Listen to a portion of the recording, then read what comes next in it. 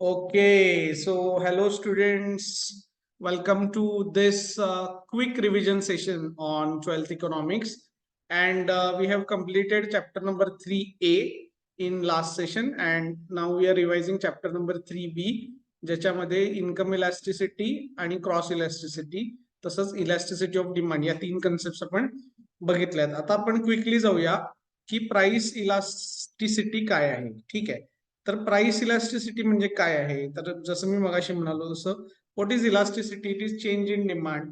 Now change in demand occurs due to change in determinants and price is one of the determinant. त्यामुळे price elasticity काय असणार आहे conceptually समजून घ्या. Price elasticity म्हणजे काय आहे, तर price elasticity is change in demand due to change in price आहे. ठीक आहे, it is nothing but change in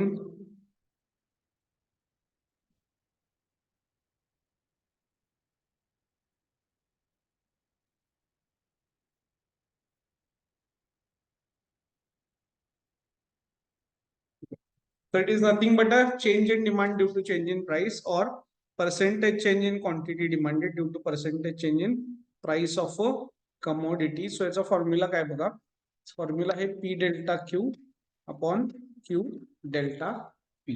ठीक आहे, आता याच्या बाबतीत काय आहे बघा की what are the different types of price elasticity of demand.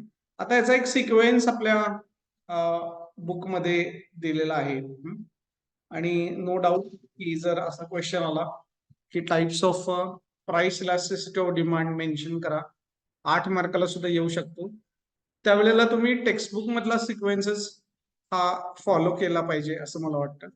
पण कन्सेप्च्युअली अंडरस्टँडिंगच्या पॉइंट ऑफ व्ह्यू न मी तुम्हाला रिक्वेस्ट करेन की तुम्ही समजून घ्या की इलास्टिसिटी ऑफ डिमांड ही काय आहे. ठीक आहे, तर बघा हे पेन आहे, पेन. आता हे मार्कर आहे, हा मार्कर माझ्या हातातला जो मार्कर आहे तो दिसतोय का सगळ्यांना, विजिबल आहे? Yes, are you able to watch this marker properly? बघा everyone, now this is straight, this is vertical straight line. How I have held this, I have held this in a vertical straight line. This is perfectly inelastic demand, ज्याच्यात elasticity 0 आहे. आता हा जेव्हा थोडासा left साइडला जातो slightly, तेव्हा elasticity greater than 0 आहे पण लेस दॅन 1 आहे, याला आपण म्हणतो रिलेटिव्हली इनइलास्टिक डिमांड. आता हा जेव्हा डायगोनल होतो तेव्हा we call it as a unitary elastic demand because elasticity becomes 1. हा जेव्हा अजून ड्रॉप होतो, फ्लॅट होतो, we call it as a relatively elastic demand. Here elasticity is greater than 1 but less than infinity. आणि finally हा जेव्हा आडवा होतो, ठीक आहे, आता हे क्रोमामुळे कदाचित दिसणार नाही पण ठीक आहे, जेव्हा हा असा आडवा होतो, ठीक आहे, then it is what horizontal parallel to x axis and elasticity is infinity. So इलास्टिसिटीचा प्रवास कसा आहे बघा, 0 पासून स्टार्ट होतोय, 0 मोर than 0 less than 1, then 1, then greater than 1 but less than infinity, and finally it is infinity. ठीक आहे, so numerical values काय आहेत बघा, नीट समजून घ्या. आपण अजून टेक्स्टबुक कडे गेलो पण नाही, टेक्स्टबुक मध्ये आहे ते तुम्ही नंतर वाचून घ्या. न्यूमेरिकल व्हॅल्यू कशा आहेत, फर्स्ट परफेक्टली इन इलास्टिकला 0, relatively inelastic more than 0 less than 1 आहे, त्याच्यानंतर युनिटरी इलास्टिकला 1 आहे, रिलेटिव्हली इलास्टिकला आहे greater than 1 but less than infinity, आणि फायनली परफेक्टली इलास्टिकला आहे इन्फिनिटी. आता याचे एक्झाम्पल्स काय आहेत, तर परफेक्टली इन इलास्टिक डिमांडचं एक्झाम्पल आहे necessary goods, for example salt, medicine. Relatively inelastic demand consumer goods. Unitary elastic demand normal goods. Relatively elastic demand luxurious goods. आणि last आहे imaginary goods, जो horizontal demand curve आहे त्याचं example काय आहे, तर we can conclude की ते इमॅजिनरी एक्झाम्पल आहे, म्हणजे इमॅजिनरी गुड्स आहे त्याच्यामध्ये. ठीक आहे, आता आपण क्विकली जाऊया टेक्स्टबुक कडे. टेक्स्टबुक मध्ये याचे टाइप्स दिलेत. ठीक आहे, so types are given. Perfectly elastic demand, elasticity काय असणार आहे, इन्फिनिटी असणार आहे. So percentage change in quantity demanded is infinite due to slight change in price. आणि डिमांड कर्व हा हॉरिझॉन्टल पॅरलल टू काय आहे, एक्स ऍक्सिस आहे. परफेक्टली इन इलास्टिक डिमांड याच्यामध्ये इलास्टिसिटी ही ग्रेटर दॅन ही 0 आहे आणि डिमांड कर्व हा पॅरलल टू वाय ऍक्सिस आहे. युनिटरी इलास्टिक मध्ये इलास्टिसिटी 1 आहे आणि रेग्युलर डिमांड कर्व सारखा रेक्टँग्युलर हायपरबोला हा त्याचा कर्व आहे. रिलेटिव्हली इलास्टिक डिमांड जेव्हा percentage change in price, percentage change in quantity demanded is more than percentage change in price, हा फ्लॅटर डिमांड कर्व आहे. इथे इलास्टिसिटी काय आहे, greater than 1 but less than infinity. आणि लास्टली काय आहे तर परफेक्टली इलास्टिक, जो आपण ऑलरेडी फर्स्ट पॉइंट मध्ये डिस्कस केलेला आहे. टॅब्युलर डिस्क्रिप्शन दिलेलं होतं, हे आपण ऑनलाईन ऑफलाईन लेक्चर मध्ये कव्हर केलेलं आहे. ठीक आहे. आता most important methods of measuring price elasticity of demand. पहिली आहे ती म्हणजे रेशो मेथड आहे. मी एकच मिनिटचा ब्रेक घेतो यासाठी, की 1 मिनिटाचा पण नाही, मी 50 सेकंदाचाच ब्रेक यासाठी घेतोय कारण लॅपटॉप ची बॅटरी संपत आली. सो मी 50 सेकंदात चार्जिंग ऑन करतो आणि आपण डिस्कशन कंटिन्यू करूया. So please excuse me for 50 seconds. Okay.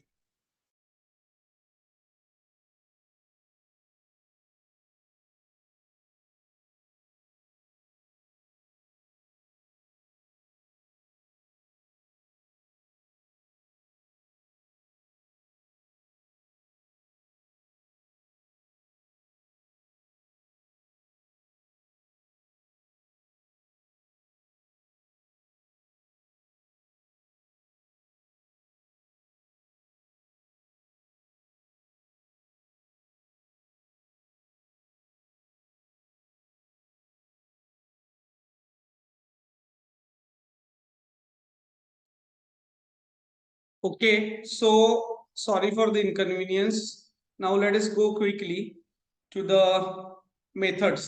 Methods of measuring price elasticity. पहिली तर आहे रेशो किंवा प्रपोर्शनेट मेथड. जेव्हा आपण P delta Q upon Q delta P हा फॉर्म्युला वापरतो, ती रेशो मेथड आहे. दुसरी टोटल एक्सपेंडिचर मेथड आहे, जे ऑलरेडी शिकवताना मी सांगितले की मॉड्यूलमध्ये टेक्स्टबुक मध्ये चुकलेली आहे, पण आता आपल्याला त्यांच्या चुका काढायच्या नाहीत, तर त्यांनी आता आपल्याला जे दिलंय त्यानुसार आता आपल्याला प्रिपेअर करायचं आहे. कारण आता आपण काय त्यांचं ऑडिट करण्यासाठी ते बसलेलो नाही. त्यामुळं या केसमध्ये टोटल एक्सपेंडिचर मध्ये तुम्ही लक्षात ठेवा ऍज पर टेक्स्टबुक, की जेव्हा टोटल एक्सपेंडिचर इन्क्रीज होईल इलॅस्टिसिटी ग्रेटर दॅन 1, जेव्हा टोटल एक्सपेंडिचर कॉन्स्टंट राहील इलॅस्टिसिटी 1, आणि जेव्हा टोटल एक्सपेंडिचर ही कमी होईल, लेस होईल, त्यावेळेला इलॅस्टिसिटी ही लेस दॅन 1 असणार आहे. त्यानंतर आपण हे पण बघितलं की जॉमेट्रिक मेथड काय आहे किंवा पॉइंट इलॅस्टिसिटी मेथड काय आहे. पॉइंट इलॅस्टिसिटी मेथड मध्ये आपण एक फॉर्म्युला वापरतो, lower segment of the demand curve upon upper segment of the demand curve. त्यात पण 2 पार्ट आहेत, लिनियर आणि नॉन लिनियर. लिनियर मध्ये आपण डिमांड लाईन ड्रॉ करतो, नॉन लिनियर मध्ये आपण डिमांड कर्व ड्रॉ करतो. नॉन लिनियरचा फॉर्म्युला पण बघा, lower segment of the tangent below the given point upon upper segment of the tangent above a given point. याच्यावरती practical problem वगैरे येणार नाही, फक्त या डायग्राम आणि शॉर्ट नोटला हे येऊ शकतं. 4 मार्काला वगैरे आन्सर द फॉलोइंग मध्ये येऊ शकतं. आता factors affecting elasticity of demand कुठले आहेत, तर हे 8 मार्काला पण येऊ शकतं बघा. So this may be there for 8 marks. 8 marks साठी काय काय, तर नेचर ऑफ कमोडिटी ही काय आहे बाबा, नेसेसरी कमोडिटी असेल तर इनइलास्टिक डिमांड आहे, अदरवाइज इलास्टिक आहे. सबस्टिट्यूट्स नाही आहेत तर इनइलास्टिक डिमांड आहे, भरपूर सबस्टिट्यूट्स आहेत तर इलास्टिक डिमांड आहे. मल्टिपल युजेस जर असतील, नंबर ऑफ युजेस असतील तर इलास्टिक डिमांड आहे, अदरवाइज इनइलास्टिक आहे. हॅबिच्युअल गुडला इनइलास्टिक डिमांड आहे, नॉन हॅबिच्युअल गुडला इलास्टिक डिमांड आहे. कॉम्प्लिमेंटरी गुड्स कंझ्युम करायचे असेल तर इनइलास्टिक डिमांड आहे, अदरवाइज नॉन कॉम्प्लिमेंटरीला इलास्टिक आहे. Income of a consumer, high income people जे आहेत त्यांच्या बाबतीत डिमांड युजली इन इलास्टिक बघायला मिळते. अर्जन्सी, अर्जंट गुड्स साठी इन इलास्टिक डिमांड आहे, नॉन अर्जंट गुड्स साठी इलास्टिक डिमांड आहे. शॉर्ट टर्म मध्ये डिमांड इनइलास्टिक आहे, लॉंग टर्म मध्ये डिमांड ही इलास्टिक आहे. ह्याच्यात मला अजून एक पॉईंट ऍड करायचा आहे. कुठला? अजून एक पॉईंट मला याच्यात ऍड करायचा आहे. कुठला? तर हा प्रपोर्शन ऑफ एक्सपेंडिचर, जो ऍक्च्युली डिटर्मिनंट्स मध्ये यायला पाहिजे, factors affecting elasticity of demand मध्ये यायला पाहिजे ऍक्च्युली, पण तो इथं घेतलेला आहे. तर तो 8 मार्काला जर आला तर तो तो तुम्ही तिकडेही लिहू शकता ऍडिशनल पॉईंट म्हणून, काही प्रॉब्लेम नाही. प्रपोर्शन ऑफ एक्सपेंडिचर, जर प्रपोर्शन ऑफ एक्सपेंडिचर स्मॉल असेल, इन्कमचा निग्लिजिबल पार्ट तुम्ही जर स्पेंड करताय तर डिमांड ही इनइलास्टिक राहील. पण ग्रेटर पार्ट, लार्ज पार्ट तुम्ही जर स्पेंड करताय तर इलास्टिसिटी ही जास्त राहणार, मोर इलास्टिक राहणार आहे. ठीक आहे. त्याच्यानंतर की importance of elasticity of demand, हे पण आन्सर द फॉलोइंग मध्ये किंवा ऍग्री डिसऍग्री मध्ये हे येऊ शकतं. So importance to the producer काय आहे, इम्पॉर्टन्स टू द कन्झ्युमर काय आहे, गव्हर्नमेंट काय आहे, फॅक्टर प्राइसिंग काय आहे, पब्लिक युटिलिटी काय आहे, आणि फॉरेन ट्रेड मध्ये, आणि प्रपोर्शन ऑफ एक्सपेंडिचर हा ऍक्च्युली डिटर्मिनंटचा पॉईंट आहे. पण तरी पण हा क्वेश्चन जर आला तर हा पॉईंट तुम्ही सॉरी दोन्हीकडे लिहू शकता. सो अशा प्रकारे चॅप्टर 3B आपण इथे कव्हर केलेला आहे. सो इथपर्यंत वाट समजला सगळ्यांना? यहां तक सबको समझ में आ गया? अनुज गुरव जी से पूछना चाहूंगा कि क्या यहाँ तक यस सर, आपको समझ में, यहाँ तक आपको समझ में आ गया है? क्या आपको इसमें कुछ दिक्कत है, कुछ परेशानी है, कुछ दुविधा है? No sir, understood. Yes yes yes, thank you so much. तो अभी देखो, अभी समय की पाबंदी है. समय की क्या है? पाबंदी. पाबंदी लिमिटेशन है. ठीक है. इसलिए समय की मांग है कि हम जल्द से जल्द चैप्टर नंबर 7 की तरफ बढ़ते हैं. So let us go quickly to the chapter number 7. Again 12 मार्काचं वेटेज असलेला चॅप्टर आहे, अतिशय महत्वाचा चॅप्टर आहे. ठीक आहे. तर हा चॅप्टर आपण व्यवस्थित कव्हर करायचा प्रयत्न करू. लागलं तर एखादं सेशन एक्स्ट्रा घेऊया, पण गडबड नको करायला. सो माझा व्ह्यू हाच आहे की जे काय करायचं ते व्यवस्थित करायचं, नाहीतर करायचं नाही. ठीक आहे. सो माझा व्ह्यू हाच आहे की व्यवस्थित करायचं, व्यवस्थित रिव्हिजन करायचे. ठीक आहे. सो रिव्हिजन करायचे, म्हणजेच आपण हे प्रॉपरली रिवाइज करायचं आहे. सो चॅप्टर नंबर 7 कडे जाऊया. चॅप्टर नंबर 7 आहे बेसिकली नॅशनल इन्कम. आता नॅशनल इन्कम काय बघा, की शॉर्ट मध्ये मी तुम्हाला सांगतो. नॅशनल इन्कम मध्ये बेसिकली काय आहे, तर आपल्या इंडियामध्ये एक ऑथॉरिटी आहे, नॅशनल इन्कम कमिटी, जी कॉन्स्टिट्यूट झाली कधी 1949 मध्ये, आणि ते नॅशनल इन्कम कम्प्युट करायचं काम करत होते. नॅशनल इन्कम म्हणजे आपल्या देशाचं असलेलं इन्कम. ठीक आहे. म्हणजेच इंडियामध्ये जे काही गुड्स सर्व्हिसेस प्रोड्यूस झाल्या त्याचं इंडियन करन्सी मधलं टोटल व्हॅल्यू म्हणजेच आहे नॅशनल इन्कम. मग याच्यामध्ये आपण आपलं production activity, distribution activity, exchange activity, consumption activity, सर्व काही आपण याच्यामध्ये काय करतो, कव्हर करतो. आता नॅशनल इन्कम कमिटी नंतर हे जे काम आहे हे सीएसओ कडे आहे. सीएसओ म्हणजेच काय आहे, सेंट्रल स्टॅटिस्टिकल ऑर्गनायझेशन. आता मिनिंग काय बघा, नॅशनल इन्कम म्हणजे काय, तर the total income of a nation आहे, किंवा रिअल टर्म्स मध्ये बघितलं तर किती गुड्स अँड सर्व्हिसेस प्रोड्यूस झाले युनिट्स मध्ये. रिअल टर्म्स म्हणजे युनिट्स, आणि फायनान्शियल टर्म्स म्हणजे rupees. National income real terms मध्ये कॅल्क्युलेट करताय म्हणजे किती युनिट प्रोड्यूस केले हे शोधताय. नॅशनल इन्कम फायनान्शियल टर्म मध्ये कम्प्युट करताय म्हणजे किती रुपये आहे हे तुम्ही शोधताय. ठीक आहे. So this is the difference between काय आपण म्हणूया real terms and nominal terms याला म्हणतात. त्याच्यानंतर या 3 डेफिनेशन्स आहेत. एक नॅशनल इन्कम कमिटीची डेफिनेशन आहे, दुसरी एसी पिगोएनची डेफिनेशन आहे, आणि तिसरी इथं थर्ड नंबर पाहिजे, एर्विन फिशर नॅशनल डिव्हिडंड और नॅशनल इन्कम. या तिन्ही डेफिनेशन तुम्ही रीड करा. ठीक आहे. बेसिकली नॅशनल इन्कम कमिटीची मी डेफिनेशन रीड करतो. नॅशनल इन्कम एस्टिमेट म्हणजेच काय आहे, नॅशनल एस्टिमेट म्हणजे volume of commodities and services ज्या टर्न आउट केल्या म्हणजेच प्रोड्यूस केल्या during given period of time, आणि याच्यामध्ये आपण काय अवॉइड करतो, डुप्लिकेशन अवॉइड करतो. ठीक आहे. सो तशाच बाकीच्या 2 डेफिनेशन्स त्या आपण तुम्ही रीड करा, आणि त्या जशा आहेत तशाच एक्झाम मध्ये लिहिणं आवश्यक आहे. फीचर्स ऑफ नॅशनल इन्कम 4 मार्कासाठी महत्वाचं आहे. नॅशनल इन्कम काय आहे, तर मॅक्रो इकॉनॉमिक कन्सेप्ट आहे एक. ठीक आहे. दुसरी गोष्ट काय, त्याच्यामध्ये आपण value of final goods and services या कन्सिडर करतो. त्याच्यामध्ये नेट ॲग्रिगेट व्हॅल्यू आहेत, म्हणजेच आफ्टर डेप्रिसिएशन. आफ्टर काय आहे, डेप्रिसिएशन व्हॅल्यू आपण कन्सिडर करतो. नेट इन्कम फ्रॉम अब्रॉड म्हणजेच एक्स मायनस एम आपण याच्यामध्ये कन्सिडर करतो. फायनान्शियल इयर म्हणजे 1 फायनान्शियल इयर साठी ते कम्प्युट केलं जातं. त्याच्यामध्ये एक फ्लो कन्सेप्ट आहे आणि मनी व्हॅल्यू आहे. त्याच्यानंतर मोस्ट इम्पॉर्टंट आहे ते म्हणजे circular flow of national income. याला डबल ट्रिपल स्टार करून ठेवा. Circular flow of national income मध्ये basically 2 sector, 3 sector, 4 sector model आहेत. आता जे सीए फाउंडेशन करणार नाही आहेत त्यांच्यासाठी फक्त 2 सेक्टर मॉडेलच त्यांना स्टडी करावं लागेल, कारण 12th ला तेवढंच आहे. ठीक आहे. सो 2 सेक्टर मॉडेल काय आहे, तर या डायग्राम मध्ये तुम्ही बघा की 2 सेक्टर्स आहेत. लक्षात घ्या, 2 सेक्टर्स आहेत. एक आहे हाऊस होल्ड, दुसरा आहे फर्म. हाऊसहोल्ड सेक्टरना फर्मला प्रोव्हाइड करत आहे factors of production, land, labour, capital आणि एंटरप्रेन्युअर. फर्म ते युटिलाइज करून काय बनवते, तर गुड्स अँड सर्व्हिसेस बनवते, जे कोणाला प्रोव्हाइड केले जातात, हाऊसहोल्ड. आणि हाऊसहोल्ड हे परचेस करतात, त्यासाठी स्पेंड करतात, कन्झम्पशन एक्सपेंडिचर, म्हणजेच ते पैसे कोणाला मिळतात, फर्म्सला मिळतात. आणि जे land, labour, capital, enterprise factors जे प्रोव्हाइड केले त्याबद्दल फॅक्टर इन्कम हे फर्म कडून कुणाला पे केलं जातं, हाऊसहोल्डला पे केलं जातं, in the form of rent, wedges, interest and profit. यावरून एक गोष्ट लक्षात ठेवा की एकाचं जे इन्कम आहे ते दुसऱ्याचं एक्सपेंडिचर आहे, आणि दुसऱ्याचं जे इन्कम आहे ते पहिल्याचं एक्सपेंडिचर आहे. आणि हा जो फ्लो आहे हा कंटिन्युअसली रन होतो. यालाच आपण म्हणतो circular flow of national income. म्हणजे circular flow of national income, circular flow of national income म्हणजेच काय आहे, तर हाऊसहोल्ड सेक्टर आहे आणि बिझनेस सेक्टर आहे.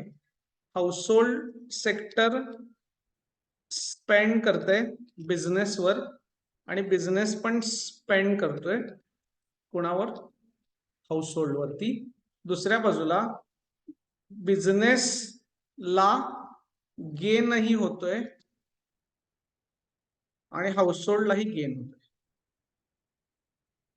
थोडक्यात एकाच एक्सपेंडिचर म्हणजेच दुसऱ्याचं इन्कम आहे आणि पहिल्याचं इन्कम म्हणजेच दुसऱ्याचं एक्सपेंडिचर आहे. आणि हा जो फ्लो आहे इकॉनॉमी मधला, हा सुरूच राहतो. लक्षात घ्या, म्हणजे हे सर्क्युलर फ्लो जो आहे हा जो सर्क्युलर फ्लो ड्रॉ केला इथं, हा जो सर्क्युलर फ्लो आहे हा चालूच राहतो.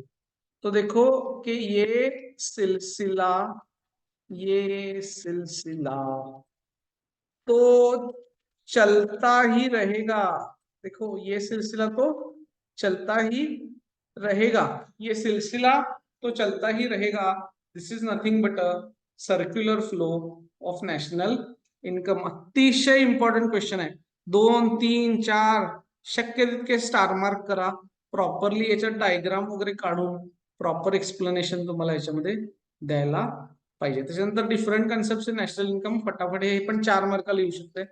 किंवा हे आलं तर कुठे येईल की ते आपला जो क्वेश्चन नंबर 5 आहे 4 मार्कचा, त्याच्यामध्ये हे फॉर्म्युलेज लिहा वगैरे, एखादा पॅरेग्राफ मध्ये काही कन्सेप्ट बद्दल डिस्कशन देतील आणि सांगतील की ह्याच्यात जीडीपी कन्सेप्ट आहे, जीएनपी कन्सेप्ट आहे, एनडीपी कन्सेप्ट आहे, एनएनपी कन्सेप्ट आहे. चारीचे फॉर्म्युलाज लिहा. हे 4 मार्काला तुम्हाला विचारू शकतात. सो जीडीपीचा फॉर्म्युला काय, C+I+G+X-M. एनडीपीचा फॉर्म्युला काय, जीडीपी मायनस डेप्रिसिएशन. जीएनपीचा फॉर्म्युला काय, रिसीट मायनस पेमेंट, सर्व्हिसचा कंपोनेंट आपण ऍड करतो याच्यात. जीएनपी म्हणजेच आपलं नॅशनल इन्कम आहे बरं का, हे लक्षात ठेवा, विसरू नका. नॅशनल इन्कम चा खरा फॉर्म्युला कुठला, जीएनपीचा. जीएनपी म्हणजेच आहे C+I+G+X-M+R-P.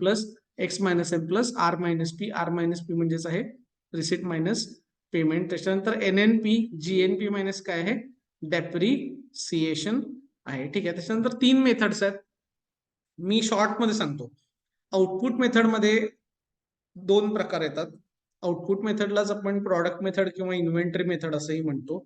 आउटपुट मेथड मध्ये बेसिकली फायनल गुड्स अप्रोच किंवा व्हॅल्यू एडेड अप्रोच असतो, की एकतर तुम्ही डिरेक्टली फायनल गुड्सची व्हॅल्यू कन्सिडर करता किंवा प्रत्येक स्टेजला जेवढी व्हॅल्यू ऍड झालेली आहे ती कन्सिडर करता. So it could be final goods approach और it could be value added approach. ठीक आहे. त्याच्यानंतर प्रिकॉशन्स कडे मी नंतर येतो. दुसरी गोष्ट आहे ती म्हणजे इन्कम मेथड. इन्कम मेथड मध्ये आपण सगळ्या सिटीजन्सचं इन्कम कॅल्क्युलेट करण्याचा प्रयत्न करतो. आता इन्कम मेथड हे काय आहे तर बघा की rent, wedges, interest, profit, mixed income आणि एक्स मायनस एम म्हणजेच एक्सपोर्ट मायनस इम्पोर्ट या सगळ्याची समेशन करून, समेशन ऑफ ऑल इन्कम करून आपल्याला नॅशनल इन्कम मिळू शकणार आहे. ठीक आहे.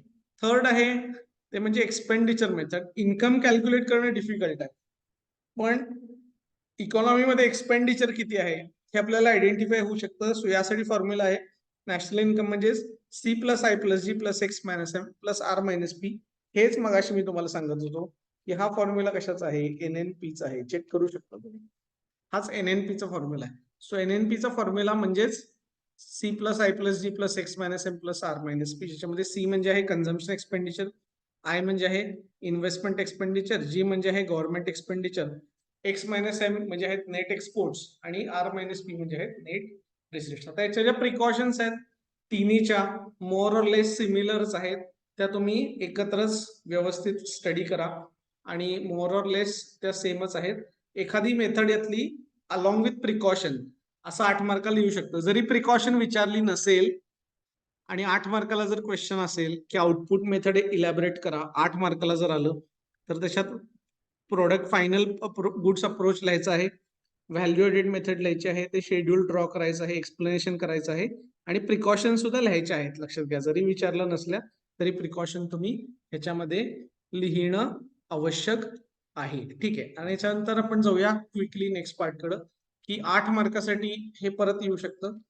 याच्यात थेरॉटिकल डिफिकल्टीज कुठल्या आहेत आणि प्रॅक्टिकल डिफिकल्टीज कुठल्या आहेत. सो ट्रान्सफर पेमेंटची ट्रीटमेंट, इलिगल इन्कम, अनपेड सर्व्हिसेसचं accounting, production for self consumption, income of foreign firms हे पण कन्सिडर करावं का न करावं, व्हॅल्युएशन ऑफ गव्हर्नमेंट सर्व्हिसेस कारण त्या वेलफेअर मोटिव्हमुळे स्वस्तात त्या सर्व्हिसेस ऑफर केल्या जातात, आणि चेंज इन प्राइस लेवल कारण प्राइस लेवल ही फ्लक्च्युएटिंग असते. तर या थिअरॉटिकल म्हणजेच कन्सेप्च्युअल डिफिकल्टीज येतात. ग्राउंड रियालिटीमध्ये बऱ्याचदा नॅशनल इन्कम कम्प्युट करताना डबल काउंटिंग बघायला मिळतं, नॉन मॉनिटाइज सेक्टरचा एक्झिस्टन्स बघायला मिळतो, डेटा आपल्याकडे इनएडिक्वेट आहे, अनरिलायबल आहे, डेप्रिसिएशनची ट्रीटमेंट, डेप्रिसिएशनच्या मेथड्स डिफरंट आहेत, कॅपिटल गेन्स आणि लॉसेसची काय ट्रीटमेंट द्यायची हे डिसाइडेड नाही आहे, इलिटरसी आणि इग्नोरन्स आहे, लोकांना माहितीच नाही की नॅशनल इन्कम काय असते. तसंच क्लासिफिकेशन ऑफ वर्किंग पॉप्युलेशन हे सुद्धा आपल्याकडे डिफिकल्ट आहे, इन्व्हेंटरी व्हॅल्युएशनच्या सुद्धा वेगवेगळ्या मेथड्स आहेत, आणि या सर्व रिझन्समुळे प्रॅक्टिकली सुद्धा नॅशनल इन्कम कम्प्युट करणं हे डिफिकल्ट जाऊ शकतं. आता इम्पॉर्टन्स ऑफ नॅशनल इन्कम हे अगेन 4 मार्कासाठी किंवा ऍग्री डिसॅग्री मध्ये महत्वाचं आहे. एक तर इकॉनॉमीसाठी, सोशल अकाउंटसाठी हे महत्वाचं आहे, नॅशनल पॉलिसीज डिटरमाइन करण्यासाठी नॅशनल इन्कम आवश्यक आहे, इकॉनॉमिक प्लॅनिंगसाठी आवश्यक आहे, इकॉनॉमिक रिसर्च मध्ये नॅशनल इन्कमचा महत्वाचा रोल आहे, comparison between standard of living of different nations हे देखील एक्झिक्यूट होऊ शकतं with the help of national income, and lastly fair distribution of income करायचं असेल तर आपल्याला नॅशनल इन्कम हे प्रॉपरली अकाउंटिंग करणं गरजेचं आहे. This is the importance of national income. So या टॉपिकमध्ये साधारण या सगळ्या कन्सेप्ट महत्वाच्या आहेत, ज्या आता आपण इथे क्विकली रिवाइज करण्याचा प्रयत्न केला. सो चॅप्टर नंबर 7 ची रिव्हिजन ही इथं आपण कंडक्ट करण्याचा प्रयत्न केलेला आहे. तर इथपर्यंत समजलंय का सगळ्यांना? ओके. येस, थोडस चॅट बॉक्स मध्ये तुम्ही येस किंवा नो जे असेल ते टाकू शकता, म्हणजे मला आयडिया येईल. Okay okay. सो कोमल, संस्कृती, अनुज, मिहिर, सिया, वेदांत, शाह. ठीक आहे. Okay okay okay. ठीक आहे. सो आता आपल्याकडे जेवढा रिक्विजिट टाइम असेल, मला असं वाटतं की 10 मिनिटापेक्षा जास्त टाइम असणार आहे, तर त्याच्यामध्ये आपण चॅप्टर नंबर 8 ही रिवाइज करूया, जो परत 12 मार्कासाठी आहे. म्हणजे माझा व्ह्यू असा होता की 48 मार्काचा याच्यामध्ये रिवाइज करायचा आहे, अर्थात ते 48 मार्काचा आउट ऑफ 116 आहे. मात्र ठीक आहे, तरी पण जास्तीत जास्त मला जे टाइम मिळाला त्याच्यामध्ये जास्तीत जास्त कव्हर करायचा माझा विचार आहे. So let us go quickly to the public finance. Public finance in India एक अतिशय महत्वाचा चॅप्टर आहे. बेसिकली पब्लिक फायनान्स म्हणजे काय? पब्लिक फायनान्स म्हणजे money which is raised and money which can be spent for public. Public finance म्हणजे लोकांच्यासाठी raise केलेले funds जे लोकांसाठी युटिलाइज केले जाणार आहेत. आता आपल्याला हे माहिती आहे की आपल्याकडे गव्हर्नमेंट आहे आणि गव्हर्नमेंट हे सिटीजन्सना काही बेसिक राईट्स देते. तसंच गव्हर्नमेंटमध्ये काही फंक्शन्स परफॉर्म करावे लागतात गव्हर्नमेंटला. सो गव्हर्नमेंटला जे फंक्शन्स परफॉर्म करावे लागतात ते दोन प्रकारचे असतात. एक जे कंपल्सरी करायचे, मग त्याच्यामध्ये ऑब्लिगेटरी फंक्शन्स आहेत, जसं की प्रोटेक्शन फ्रॉम एक्सटर्नल टॅक्स आहेत, maintaining internal law and order आहे, हे ऑब्लिगेटरी फंक्शन्स आहेत. ठीक आहे. दुसरे म्हणजे ऑप्शनल फंक्शन्स आहेत. So provision for education and health services, provision for social security. So हे सगळे काय ऑप्शनल सर्व्हिसेस आहेत. सो गव्हर्नमेंटला दोन्ही पण फंक्शन्स हे परफॉर्म करावे. बेसिकली पब्लिक फायनान्स म्हणजे काय, तर पब्लिक फायनान्स म्हणजे लोकांच्यासाठी, for the people of the country, funds जेव्हा आपण रेज करतो आणि फंड्स कशा प्रकारे युटिलाइज करतो हे जेव्हा ठरवलं जातं, तर त्या प्रिन्सिपल्सला आपण म्हणतो पब्लिक फायनान्स. ठीक आहे. सो पब्लिक फायनान्स म्हणजे basically study of principles of income and expenditure of government आहे at central, state and local levels. ठीक आहे. So definitions of public finance बघा, दोन तीन डेफिनेशन्स आहेत, दोन डेफिनेशन्स आहेत. दोन्ही डेफिनेशन्स महत्वाच्या आहेत. या थोड्याशा प्रॉपरली तुम्ही राईट करणं गरजेचं आहे. So according to Hugh Dalton, public finance is one of those subjects which are on the border line between economics and politics. So economics आणि पॉलिटिक्स मधले बॉर्डर लाईन मधला जो सब्जेक्ट आहे तो आहे पब्लिक फायनान्स, ज्याच्यामध्ये इन्कम आणि expenditure of public authorities हे कन्सिडर केलं जातं. ठीक आहे. सो याच्यामध्ये गव्हर्नमेंटच्या पॉलिटिकल आणि इकॉनॉमिक ऍक्टिव्हिटीज या स्टडी केल्या जातात. तसंच प्रोफेसर फिंडले शिरस यांची पण एक डेफिनेशन आहे जी तुम्ही नंतर रीड करा. आता इम्पॉर्टंट आहे की पब्लिक आणि प्रायव्हेट फायनान्स मध्ये काय डिफरन्स आहे, डिस्टिंग्विश साठी हे महत्वाचं आहे. किंवा ऍग्री डिसॅग्री मध्ये पण हे येणार की there is no difference between public finance and private finance. तर हे याच्याशी तुम्ही डिसॅग्री होणार आहे किंवा तुम्ही आय डू नॉट ऍग्री असं होणार आहे, लिहिणार आहे आणि त्याप्रमाणे तुम्ही हे एक्सप्लेन करणार आहे. सो पब्लिक फायनान्स आणि प्रायव्हेट फायनान्सचा डिफरन्स पण बघून घ्या. बेसिकली पब्लिक फायनान्सचा हेतू काय आहे, objective to social advantage gain करणं आहे.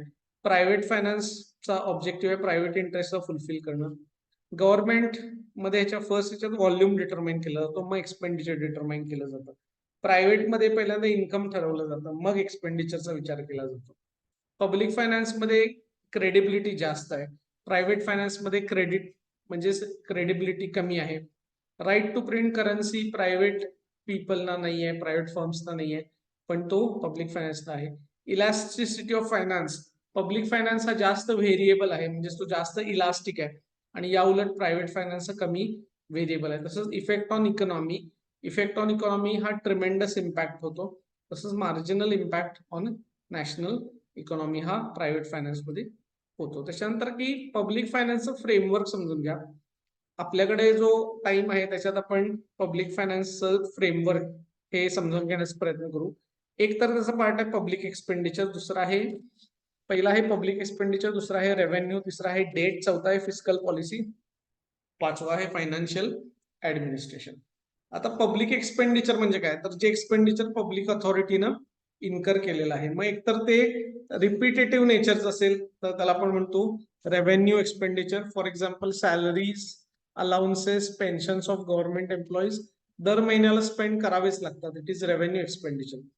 दुसरे आहेत capital expenditure. So capital expenditure हे कॅपिटल प्रोजेक्ट्स वरती आपल्याला आपण जेव्हा स्पेंड करतो तेव्हा ते कॅपिटल एक्सपेंडिचर आहे. तिसरे डेव्हलपमेंटल एक्सपेंडिचर आहे, जे डेव्हलपमेंट रिलेटेड आहेत, मग ते कॅपिटल किंवा रेव्हेन्यू दोन्ही प्रकारचे राहू शकतात, जास्त करून कॅपिटल टाईपचे ते राहतात. आणि नॉन डेव्हलपमेंटल एक्सपेंडिचर जे ऍडमिनिस्ट्रेटिव्ह पर्पज साठी आहेत, ऍडमिनिस्ट्रेशन कॉस्ट साठी आहेत, सो ते non development expenditure. So public एक्सपेंडिचरचे प्रकार 4 आहेत, revenue 1, capital 2, development 3, non development 4. आता reasons for growth in public expenditure काय, एक 8 मार्काला हे फारच महत्वाचं आहे हा क्वेश्चन. 8 मार्काला हा येणार, ऑलरेडी येऊन गेला 1-2 वेळा आणि परत यायची शक्यता आहे. So increase in activities of the government 1, rapid increase in population 2, urbanisation 3, increase in defence 4, spread of democracy 5, inflation 6, industrial development 7, disaster management 8. So हे 8 रिझन्स आहेत, 8 पॉइंट्स आहेत. 8 पॉइंट्स लिहायचे 8 मार्कासाठी. प्रॉपर कन्क्लुजन वगैरे करायचं ते सगळं नेक्स्ट सेशनला मी सांगणारच आहे. Then public revenue. Public revenue म्हणजे पब्लिक कडून मिळणारा इन्कम गव्हर्नमेंटला, जी 2 प्रकारचं असतं, टॅक्स आणि नॉन टॅक्स. टॅक्स मध्ये टॅक्सची डेफिनेशन महत्वाची आहे. सो हे आयडेंटिफाय आणि एक्सप्लेन मध्ये पण हे येऊ शकतं. सो टॅक्सच्या कॅरेक्टरिस्टिक्स काय आहेत हे पण 4 मार्कला येऊ शकतं. हे तुम्ही प्रॉपरली जरा थोडंसं बघून घ्या. त्याच्यानंतर टॅक्सेस मध्ये एक डायरेक्ट टॅक्सेस आहेत जे डिरेक्टली टॅक्स पेयर कडून घेतले जातात. दुसरे इनडायरेक्ट टॅक्स असतात ज्याच्यात इम्पॅक्ट आणि इन्सिडन्स हा वेगवेगळ्या लोकांच्यावरती असतो. जसं की जीएसटी आहे. जीएसटी भरण्याची जबाबदारी ही सर्व्हिस प्रोव्हायडरची आहे, गुड्स प्रोव्हायडरची आहे, पण तो कुणाकडून घेतला जातो तर कस्टमर कडून घेतला जातो. म्हणजे कस्टमर कडून घेतला जातो, भरणारा कस्टमर आहे, पण पे करायची रिस्पॉन्सिबिलिटी कस्टमरची नाहीये, ती गुड्स किंवा सर्व्हिस प्रोव्हायडरची आहे. So this is indirect tax. याला आपण काय म्हणतो, इनडायरेक्ट टॅक्स म्हणून. नॉन टॅक्स रेव्हेन्यू मध्ये सरकारला वेगवेगळ्या पद्धतीनं पैसा मिळतो. मग तो फीज मधून मिळतो, प्राइसेस ऑफ पब्लिक गुड्स मधून मिळतो, स्पेशल असेसमेंट मधून मिळतो, फाईन्स पेनल्टीज मधून मिळतो, स्पेशल लेवीज मधून मिळतो, गिफ्ट ग्रांट डोनेशन मधून मिळतो किंवा बॉरोइंग्स मधून मिळतो. So all this money is non tax revenue for the government. Then we have got the public debt. Okay, so public debt ही पब्लिक डेट म्हणजे बेसिकली बॉरोइंग आहे, लोन ऑप्टेन बाय गव्हर्नमेंट. मग ते जर internal source मधून generate केलं असेल, जसं की citizens bank, central bank, financial institution, business house, it is internal. If it is generated from outside India then it is foreign or external debt. Internal debt आणि external debt मधला difference 2 मार्कासाठी महत्वाचा आहे. Distinguish between मध्ये हा तुम्ही वाचून घ्या. दोन्हीचं कन्सेप्च्युअली लक्षात ठेवा. इंटरनल सोर्स मधून जी डेट रेज केली जाते ती इंटरनल आहे, आउटसाइड इंडिया जी डेट रेज केली जाते ती एक्सटर्नल आहे. देन फिस्कल पॉलिसी म्हणजे policy of public expenditure and income. So public revenue, public expenditure आणि पब्लिक डेट याच्याशी रिलेटेड जी पॉलिसी आहे त्यालाच आपण काय म्हणतो, फिस्कल पॉलिसी असं म्हणतो. अँड देन फायनान्शियल ऍडमिनिस्ट्रेशन, ज्याच्यामध्ये ऍडमिनिस्ट्रेटिव्ह मशिनरी असते, म्हणजे आपलं रेव्हेन्यू डिपार्टमेंट असेल किंवा अदर डिपार्टमेंट्स असतील जे या सगळ्या पब्लिक एक्सपेंडिचरला किंवा पब्लिक फायनान्सला रेग्युलेट करतात. ते काय आहे, फायनान्शियल ऍडमिनिस्ट्रेशन आहे. सो इथं या चॅप्टरचा एक पार्ट हा कम्प्लीट झाला. यानंतर येते बजेट. बजेट म्हणजे काय आहे तर एस्टिमेटेड इन्कम आणि estimated expenditure for a certain period of time आहे. द वर्ड बजेट हा एका फ्रेंच वर्ड बगेटी मधून डिराईव्ह झाला. याचा अर्थ आहे bag which contains a financial proposal. So revenue expenditure आणि रेव्हेन्यू रिसीट ज्याच्यामध्ये आहे ते रेव्हेन्यू बजेट आहे. कॅपिटल एक्सपेंडिचर, कॅपिटल रिसीट ज्याच्यामध्ये आहे ते कॅपिटल बजेट आहे. आणि बजेट हे 3 प्रकारचं असतं. जर एस्टिमेटेड रिसीट्स आणि एस्टिमेटेड एक्सपेंडिचर सेम असतील ते बॅलन्स बजेट आहे. एस्टिमेटेड गव्हर्नमेंट रिसीट्स ग्रेटर आहेत एक्सपेंडिचर पेक्षा तर ते सरप्लस बजेट आहे. आणि एस्टिमेटेड एक्सपेंडिचर जास्त असेल तर ते डेफिसिट बजेट आहे. ठीक आहे. आता सरप्लस बजेट हे इन्फ्लेशनच्या पिरियडमध्ये युजफुल असतं, कारण इकॉनॉमीमध्ये सरप्लस ऍक्टिव्हिटी ही बघायला मिळते. दुसऱ्या बाजूला डिप्रेशन असेल, रेसेशन असेल तर डेफिसिट बजेट हे युजफुल ठरतं, कारण ह्याच्यामधून एनकरेजमेंट फर्दर इन्व्हेस्टमेंटसाठी मिळू शकते. हे दोन्ही पण सरप्लस बजेट आणि डेफिसिट बजेट हे ऍग्री डिसऍग्रीला येऊ शकतात. ठीक आहे. आता याच्यामध्ये एकच पॉइंट राहतो कुठला तर इम्पॉर्टन्स ऑफ बजेट काय आहे. तर इम्पॉर्टन्स ऑफ बजेट हा पॅरेग्राफ बेस्ड दिलाय बघा, तर हा तुम्ही थोडंसं वाचून घ्या. इम्पॉर्टन्स ऑफ बजेट सुद्धा 4 मार्काला येणार आहे. ठीक आहे. सो इथं आपण चॅप्टर 8 आता पूर्ण केलेला आहे. आता एक रिवाइज लिंक पाठवतो आणि थोडंसं क्वेश्चन पेपर रिलेटेड डिस्कशन आपण करूया. So we will meet in the next session after 2 minutes. Thank you.